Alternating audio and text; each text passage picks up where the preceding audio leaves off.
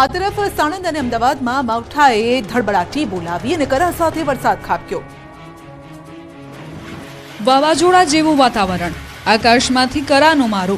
આ દ્રશ્યો છે અમદાવાદ નજીકના સાણંદના। સાણંદ જીઆઈડીસી વિસ્તારમાં બપોર બાદ અચાનક વાતાવરણ પલટાયું અને ધોધમાર વરસાદ ખાબક્યો। માત્ર વરસાદ જ નહીં, સાથે કરા પણ પડ્યા।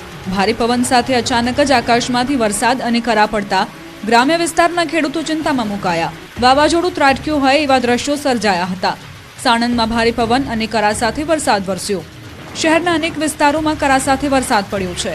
હવામાન વિભાગની આગાહી પ્રમાણે સાણંદમાં વાતાવરણ પલટાયું અને તેજ પવન સાથે વરસાદ વરસ્યો। આ તરફ અમદાવાદમાં પણ કમોસમી વરસાદ વરસ્યો। બપોર બાદ અમદાવાદ શહેરમાં ભારે પવન સાથે વરસાદની શરૂઆત થઈ। શહેરના બોપલ, શેલા, સાણંદ, એસજી હાઈવે, ઇસ્કોન, ગોતા, વૈષ્ણોદેવી સર્કલ, જીવરાજ પાર્ક સહિતના વિસ્તારોમાં વરસાદ વરસ્યો છે।